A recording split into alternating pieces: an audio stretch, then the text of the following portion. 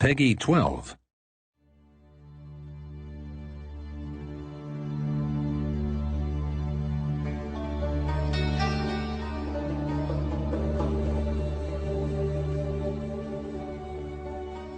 My name is Thomas Johansson, and I'm the project lead for Europa Universalis 4, and I'm going to tell you a little bit about our upcoming expansion called Wealth Nations. The main focus is trade, and one of the things that makes trade great for me is that it really drives directions for conflict, and that's really something that we want to strengthen further. So with Wealth Nations, we want to give the player more tools to create conflicts. First of all, we're going to allow you to fabricate a reason for a trade war, and then we're also changing how trade wars work.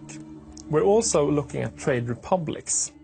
I mean, merchant republics in EU4, they had lots of cool bonuses, but they were always a bit weak because they're really small, like the nation of Benelux, for example, just as a coastline. So we figured that, why keep these people around? So we're actually giving them another new bonus. If a merchant republic trades in an area where you own provinces, that's not just a loss for you.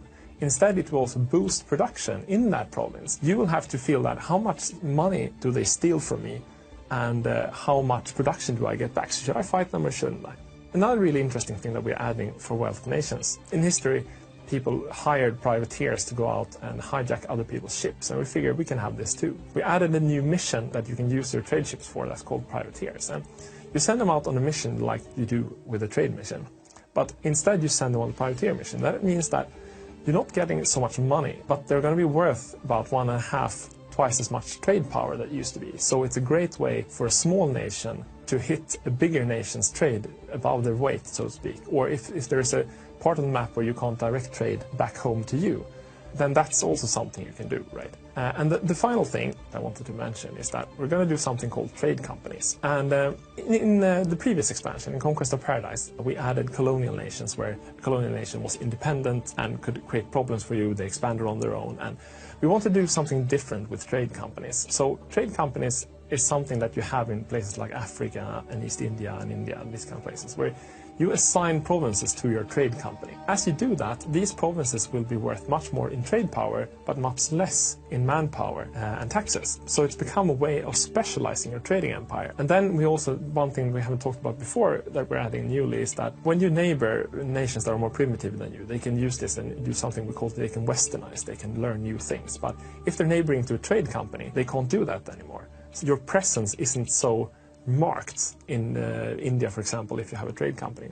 Like I said, we have mostly trade, but we try to put in other interesting things in our expansion that we feel the game is needing. And what we're doing now is we wanted to make it a little bit more interesting to play nations in India. So what we're doing is that we're adding lots of new events for Indian nations. So if you play a Hindu ruler, you're going to get much more local feeling to the whole thing. And we're also adding a specialized mechanic for the Hindu religion, where you can actually choose which deity to follow, and that's going to have effects on your country.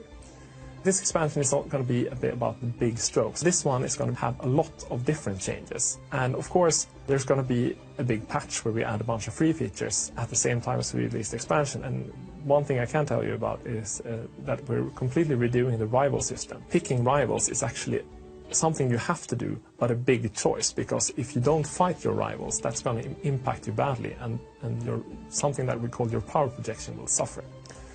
The Wealth Nation is going to make trade much more interesting, but it's also going to change the way people play EU4 in a lot of aspects.